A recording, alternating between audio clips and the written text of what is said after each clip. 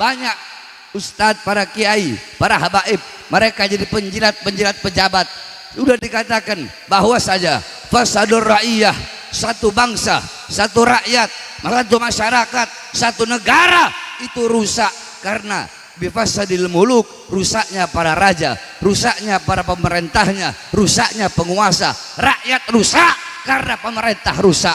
Nah, sedangkan fasadul umara, pemerintah itu rusak bifasadil ulama karena rusaknya para ulama. Kenapa? Karena banyak para ulama-ulama yang diam, bahkan bukan hanya diam, mereka alimun alladzi yaj'alu ilmahu tabi'an ra'il muluk. Mereka ulama menjadikan ilmunya untuk mengikuti kemauan para penguasa. Penguasa mau mereka pakai bapak mereka pakai dalil. Gimana caranya? Mereka tahu ini haram, tapi mereka mencari-cari dalil untuk membenarkan yang salah, untuk bikin hal-hal yang tidak benar menjadi benar, membuat hal-hal yang batil menjadi hak. Nah, ini ulama-ulama seperti ini, mereka yang mencari ridha manusia, mereka menjadi penjilat-penjilat pejabat. Mereka harus lebih dulu pada di tahun yang baru ini harus lebih dulu kembali kepada Allah Subhanahu wa taala. Kembali kepada Allah, takutlah kepada Allah. Bukankah kenapa engkau lalai daripada hadis afdalul jihad, jihad yang paling utama, jihad yang paling baik, jihad yang paling bagus itu bukan membawa senjata, bukan mengangkat senjata saudara-saudara, tetapi jihad yang paling utama. Apa itu jihad yang paling utama? Afdalul jihad kalimatu haqqin inda sultanin jair, yaitu menyampaikan kalimat yang benar, menyampaikan yang benar itu benar, yang salah itu salah di hadapan para pejabat-pejabat yang zalim. Oleh karenanya saya sampaikan, saya Bahar bin Smith, siapapun presidennya sampai detik ini, presidennya yaitu Prabowo Subianto menjadi presiden, saya tidak akan pernah tunduk kepada kezaliman. Saya tidak akan pernah tunduk kepada ketidakadilan dari zaman dulu. Siapapun pejabatnya, siapapun kapolrinya, siapapun panglima TNI-nya, demi bangsa, demi rakyat, jangankan di penjara, nyawa saya, jiwa saya, darah saya murah harganya, tumpah untuk bangsa dan rakyat Indonesia. Saudara-saudara, Assalamualaikum warahmatullahi wabarakatuh. Alhamdulillah, alhamdulillahil qawiyyi sultanuh, al-wadihil burhanuh, al-mabsut fil wujud karamuhu wa ihsanuh. Allahumma salli wa sallim wa barik wa karrim wa azim ala nuril anwar wa sirril asrar wa tiryakil akhyar wa miftahi babil yasar Sayyidina wa maulana Muhammadinil Mukhtar wa alihil adhar wa ashabihil akhyar adada ni'amillahi wa ifdalih, amma ba'd. Ya, cinta yang saya muliakan, segenap para alim ulama, segenap para habaib, para kiai, para asatid, para tokoh masyarakat, segenap aparat pemerintah, wabil khusus guru kita yang baru saja menyampaikan nasihat dan petuah-petuah yang begitu luar biasa, yaitu akhuya Al-Habib Hanif bin Abdurrahman Al-Attas. Mudah-mudahan Allah panjangkan umur beliau, Allah sehatkan jasmani dan ruhani beliau, Allah perkuat langkahan kaki beliau dalam berdakwah dan berjuang di jalan Allah Subhanahu wa taala, beserta yang saya cintai, yang saya muliakan, guru kita bersama Al-Habib Abdurrahman Al-Habsyi, beserta para kiai, para ustadz, para tuan-tuan guru yang lain yang saya cintai, yang saya muliakan, segenap ikatan pemuda bersolawat Masjid Nur Asy-Syafi'iyah, pengurus masjid, beserta seluruh hadirin hadirat, bapak-bapak, ibu-ibu, khususnya para pemuda-pemudi umat baginda Nabi besar Muhammad yang selalu dimuliakan oleh Allah Subhanahu wa taala.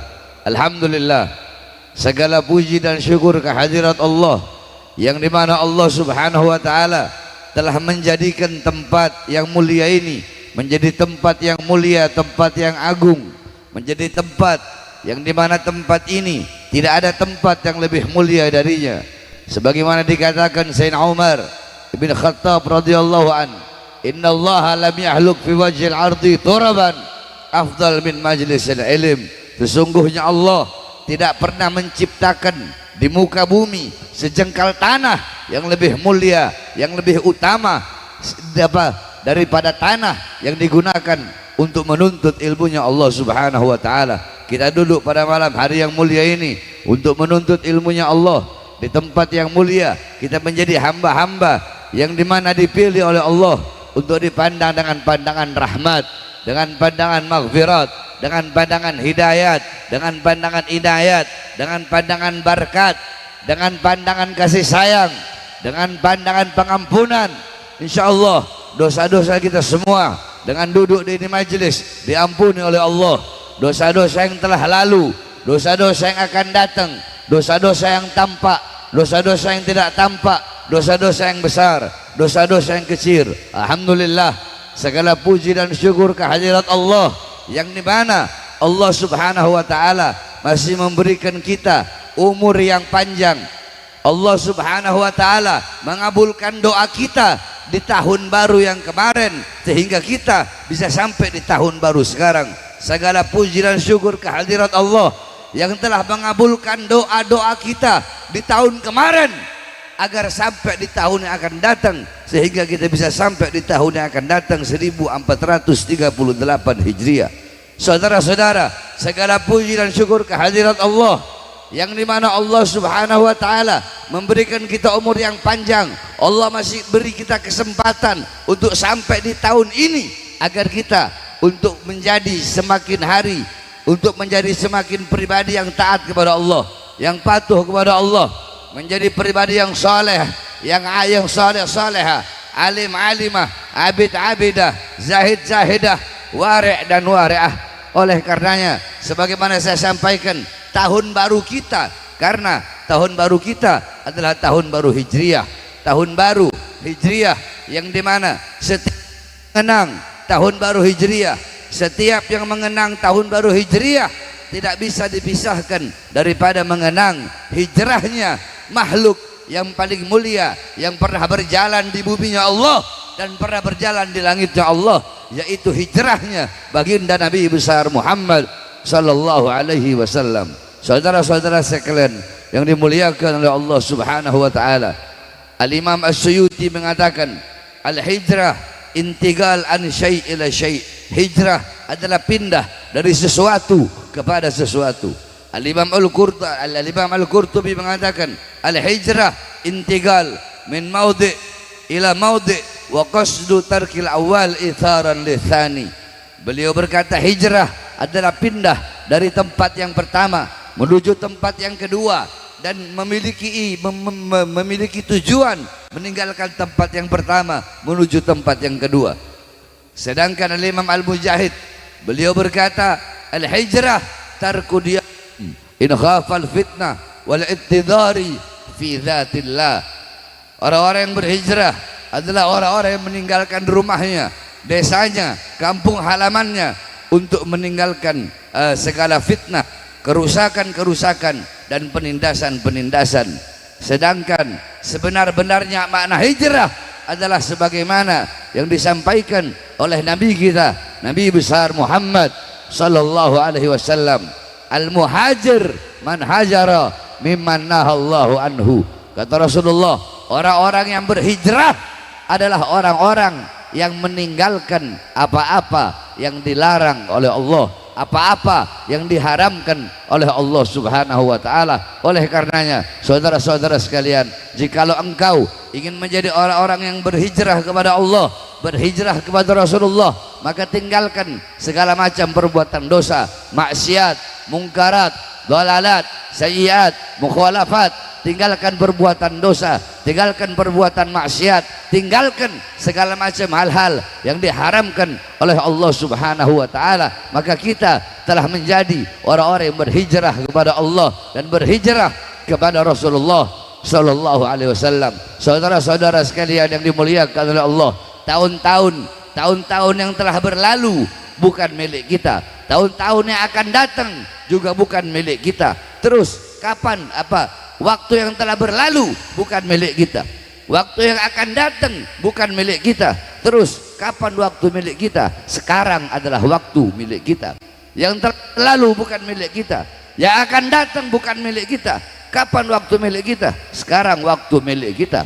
Oleh karenanya jangan pernah menunda-nunda di dalam berbuat kebaikan. Mau sholat entar aja besok, mau puasa entar aja besok, mau jadi hamba yang lebih baik entar aja besok, mau pakai jilbab entar aja besok, mau ngaji entar aja besok, mau ke masjid entar aja besok. Besok dan besok. Besok bukan waktu milik kalian, sekarang adalah waktu milik kalian. Ad-dunya sa'ah, dunia cuma sesaat, dunia ini cuma sekejap. Lihat bagaimana dalam Al-Quran Allah subhanahu wa ta'ala dengan detail, dengan jelas merincikan tentang penciptaan manusia, tentang penciptaan janin, mulai dari nutfah, mulai dari segumpal daging yang Allah subhanahu wa ta'ala kukuhkan dalam rahim mulai dari air mani, mulai dari air yang Allah kukuhkan dalam rahim yang kuat. Kemudian dalam rahim yang kuat tersebut, air tersebut Allah jadikan darah, kemudian darah tersebut Allah jadikan daging, kemudian daging tersebut Allah jadikan tulang, tulang Allah bungkus dengan kulit. Kemudian Allah subhanahu wa ta'ala bahwasanya Allah jadikan dengan bentuk yang berbeda, maka subhanallah, maha suci Allah dengan segala kebaikannya. Setelah itu apa? Allah subhanahu wa ta'ala berkata, sesungguhnya kalian akan mati. Setelah dengan panjang Allah jelaskan penciptaan janin, penciptaan kehidupan, tiba-tiba Allah berkata, setelah itu kalian akan mati. Ini menjadi bukti bahwasanya dunia sa'ah, dunia ini cuma sesaat, kehidupan ini sekejap. Maka pergunakan, manfaatkan sisa-sisa kehidupan yang Allah berikan kepada kita. Waktu-waktu kita jangan sampai kita sia-siakan untuk hal-hal yang tidak bermanfaat, yang tidak berguna. Saudara-saudara, ada satu ulama, dia pergi ke pasar, dia beli ikan di pasar, dia mau goreng itu ikan, datang waktunya sholat. Dia mau goreng itu ikan, datang waktunya munajat. Dia mau goreng, datang waktunya tidur sebentar untuk cari sholat sunat tahajud. Kemudian mau digoreng, datang sholat, datang waktunya tahajud. Mau digoreng, datang waktunya baca Quran. Mau digoreng, terus selama ikan yang ia beli di pasar, ikan tersebut terbiar selama 3 hari 3 malam. Apa kata beliau? Aku makan ikan itu busuk-busuk karena aku tidak punya waktu untuk menggoreng ikan tersebut. Menggoreng ikan cuma 5 menit, tapi beliau tidak mau mengeluarkan waktunya sia-sia untuk hal-hal seperti itu. Itu para ulama, begitu mereka menjaga waktu. Saudara-saudara, ada seorang ulama, ada seorang imam, seorang guru yang dimana setiap beliau mau makan roti kering, beliau tidak pernah mau mengunyah roti kering tersebut. Beliau langsung makan itu roti, beliau langsung telan itu roti, beliau tidak kunyah itu roti. Murid-muridnya bertanya, wahai guru, kenapa engkau langsung menelan roti tersebut? Kenapa tidak kau kunyah dulu? Apa jawab beliau? Karena aku menghitung setiap kali aku mengunyah roti itu bisa menghabiskan 25 tasbih. Maka daripada waktunya aku habiskan untuk mengunyah roti, lebih baik waktunya aku bacakan tasbih kepada Allah subhanahu wa ta'ala. Lihat, begitu bermanfaat, begitu bernilai, begitu berharganya waktu bagi para ulama dan orang-orang soleh. Maka tanyakan kepada diri kita, berapa detik, berapa menit, berapa jam, berapa hari, berapa minggu, berapa bulan, berapa tahun, berapa belas tahun, berapa puluh tahun waktu yang telah engkau sia-siakan, yang telah saya sia-siakan, yang telah kita semua sia-siakan untuk hal-hal yang tidak bermanfaat, untuk hal-hal yang tidak berguna. Oleh karenanya saudara-saudara, kembalilah kepada Allah subhanahu wa ta'ala, khususnya engkau, para ulamanya, para ustadznya, para kiainya, para habaibnya yang sekarang di mana di saat negara sedang kacau-kacaunya, di saat pemimpin banyak yang zalim, engkau para ulama, engkau para ustadz, engkau para kiai, engkau para habaib, engkau lebih memilih diam daripada membela rakyat, daripada membela masyarakat, daripada membela bangsa. Kenapa? Banyak ustadz, para kiai, para habaib, mereka jadi penjilat-penjilat pejabat.